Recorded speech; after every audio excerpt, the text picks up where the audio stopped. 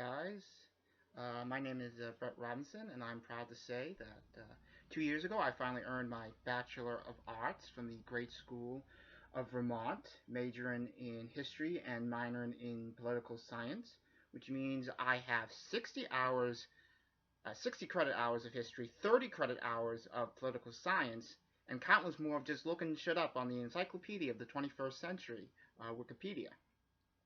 I may not be Elliot Lustig, who has a PhD from Harvard in political theory, but as he says, I know something about these subjects. I know something about these subjects. So do I.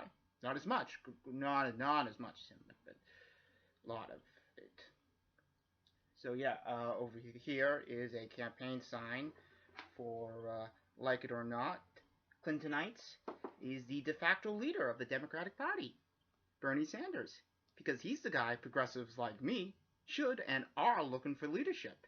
Senator Bernie Sanders from the great state of Vermont, the runner-up in the 2016 primary, because that's generally what has happened in the last 50 years of this democratized presidential primary process. Who took over the Democratic Party after Humphrey lost to Nixon? The late RFK's replacement in 1968, George McGovern. Who took over the GOP in 1976 after Ford lost to Carter? The runner-up to Ford, Ronald Reagan. Who took over the Dems in the 80s after Mondale lost to said Reagan? Gary Hart. Runner-up 84. Who took over the GOP after the first Bush lost to Clinton? Pat Buchanan. Just as much as Gingrich. Don't forget he won the New Hampshire primary in 1996 before he was crushed by Bob Dole's advantages. And I really don't like him one bit. But who took over the Democratic Party after Kerry's loss to Bush in 2004? Howard Dean. And he literally became the chair of the DNC. So that's how this works. So bluntly, the Clinton neoliberal wing should just step aside and let Bernie's progressives take over the party. Chuck Schumer is. He's endorsed Keith Ellison for DNC chair. Because that's generally how this works. Anyway, what I really wanted to address is the whining amongst the Clinton wing of the Democratic Party about the so-called Comey letter that allegedly destroyed them among late deciders.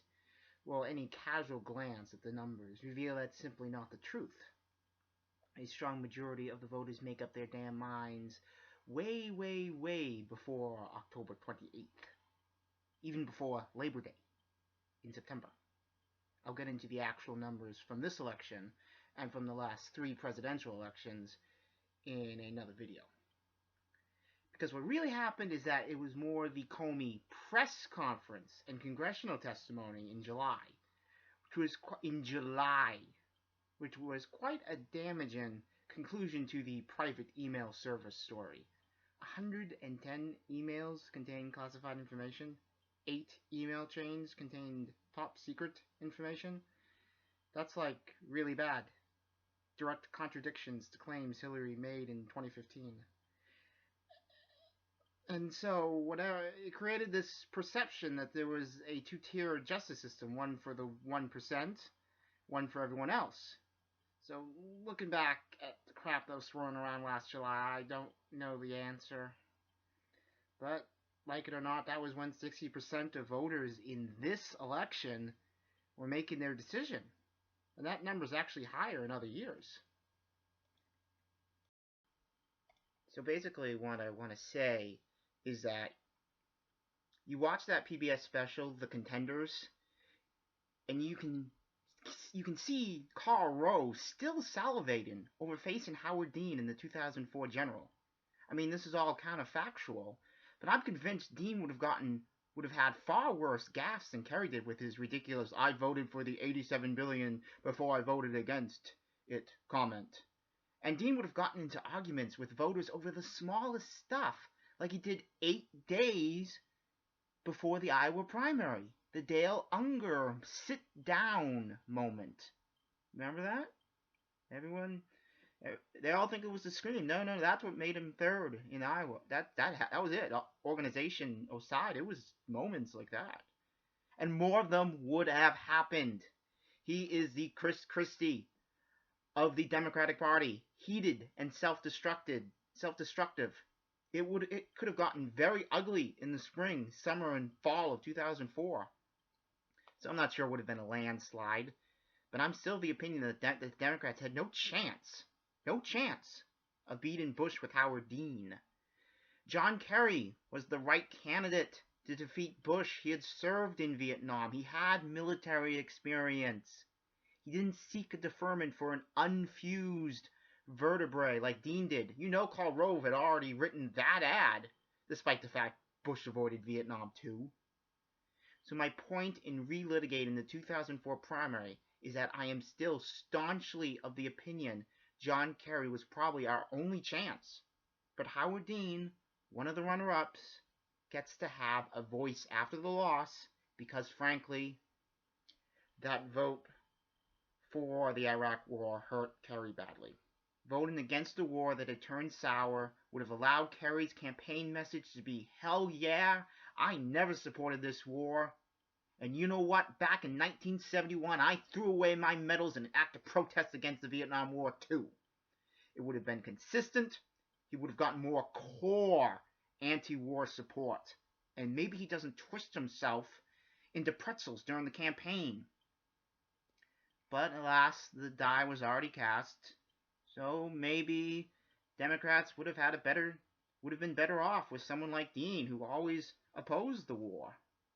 So they, with no power, they were completely in the minority in all three of them.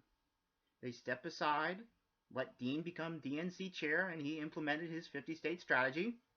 And the next Democratic nominee had always opposed the Iraq War with Obama. As I said, that's how this works.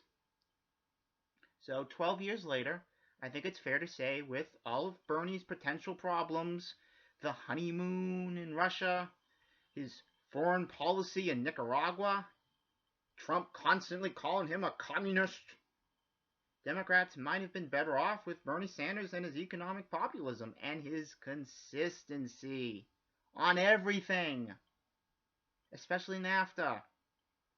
Remember, the first 30 minutes of the first debate was about free trade. Trump doesn't have that line of attack up against Bernie. It literally doesn't happen in a Sanders-Trump race.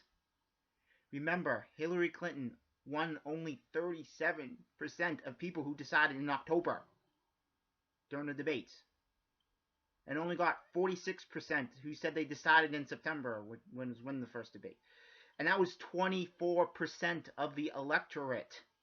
To lose those 2 months, 58.5% to 41.5% is devastating. And it's why this race was close, and it allowed Trump to flip those 4 Rust Belt states. Who knows? Maybe the campaign becomes, we cannot allow a communist to pick Scalia's successor. We cannot allow a communist to pick Scalia's successor.